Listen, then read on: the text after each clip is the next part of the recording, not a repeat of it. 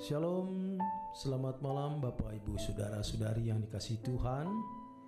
Renungan firman Tuhan Pendeta Dr. Erastus Sabdono bersama saya Z. Ferry menyampaikan. Malam hari ini berjudul Iman Fantasi. Banyak orang Kristen merasa bahwa dirinya telah dibenarkan oleh iman di hadapan Allah, hanya karena mengakui bahwa Yesus adalah Tuhan dan Juru Selamat. Iman hanya dipahami sekedar pengaminan akali atau persetujuan pikiran. Padahal iman adalah tindakan tidak cukup dirumuskan dengan kata-kata dan disusun sebagai sistematika teologi. Hendaknya kita tidak merasa sudah percaya kepada Yesus hanya karena dapat membuat tulisan dalam format-format definisi kalimat akademis yang dinalar. Mengenai apa yang dimaksud dengan percaya atau beriman dalam lembar-lembar karya ilmiah, format-format definisi kalimat akademis yang dinalar dalam berbagai pokok ajaran sering dipandang sebagai solusi untuk menjalani hidup kekristenan. Seakan-akan dengan memahami pengajaran-pengajaran tersebut, seseorang dapat membangun kehidupan kekristenan sesuai dengan standar Alkitab. Padahal seringkali pengajaran-pengajaran tersebut hanya untuk mengisi pikiran tanpa memiliki implikasi yang jelas. Hal ini juga disebabkan karena nuansa teologi lebih cenderung pada keyakinan dalam pikiran, bukan pada tindakan yang harus dilakukan. Banyak orang Kristen hanya mendapatkan penjelasan mengenai iman dari bangunan berpikir para teolog yang dibesarkan dalam tembok akademis. Hal ini membangun pemikiran bahwa dengan memahami teologi, seseorang sudah dapat menjalani hidup kekristenannya dengan benar. Dalam gereja, banyak ajaran yang secara logika memang dapat membangun penalaran yang sistematis mengenai pokok-pokok ajaran Alkitab yang diakui sebagai kebenaran dan dapat dipertanggungjawabkan pula secara akademis. Tetapi pada kenyataannya, penjabaran mereka tidak memiliki implikasi konkret yang membangkitkan kehidupan keberimanan yang benar. Inilah yang membuat gereja-gereja di Eropa menjadi mati. Inilah kekristenan yang hanya memiliki Allah dalam fantasi. Seseorang bisa berkata bahwa dirinya beriman kepada Allah, tetapi apakah Allah merasa dan mengakui iman tersebut? Bisa terjadi seseorang merasa sudah beriman pada Allah, menilai bahwa orang tersebut belum melakukan segala sesuatu yang dikehendaki oleh Allah.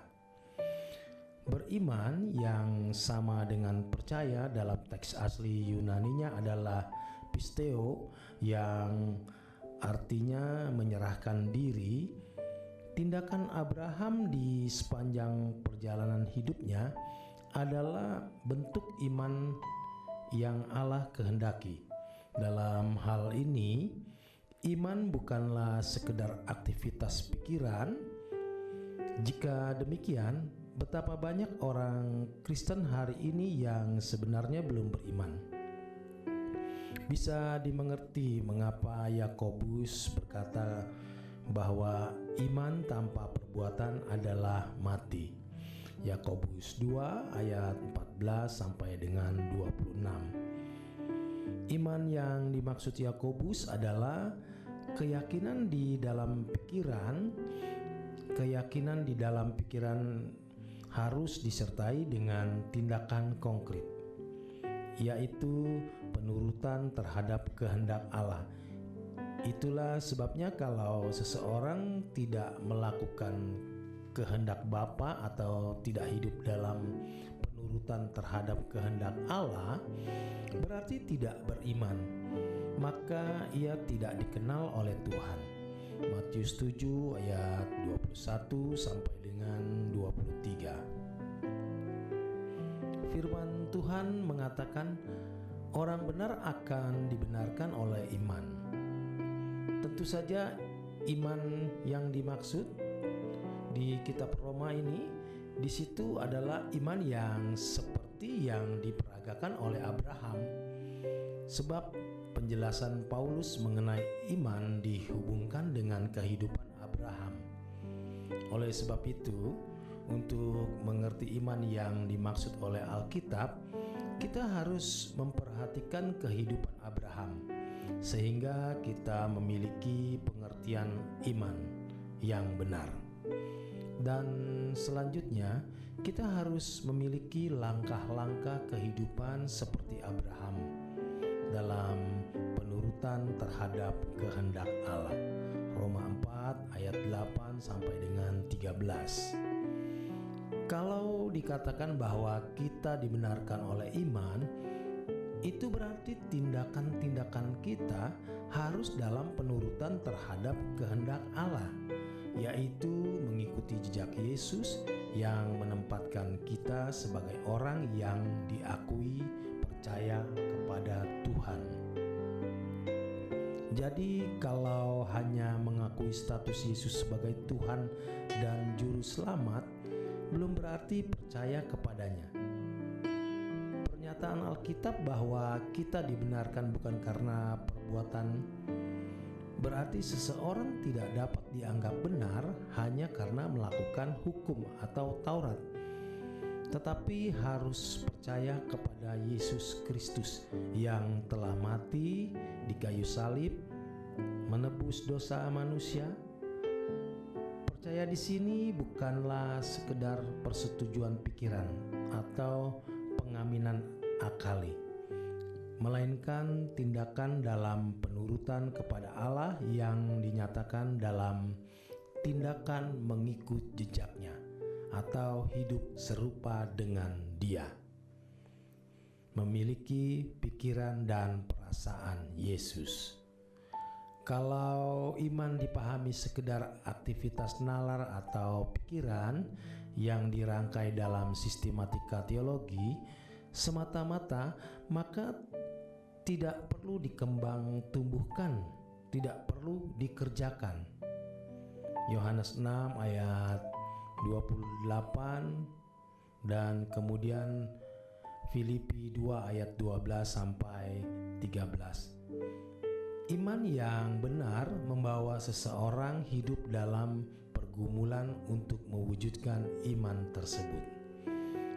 Banyak teolog dan orang Kristen yang merasa telah memiliki iman hanya karena mengakui status Yesus dan bisa menjelaskan mengenai seluk-beluk iman dalam rangkaian format-format definisi kalimat akademis yang dinalar saja.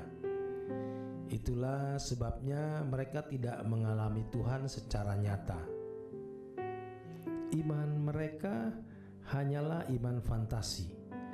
Mereka memandang pengajaran teologi mereka adalah yang terbaik dan mampu menyelamatkan manusia.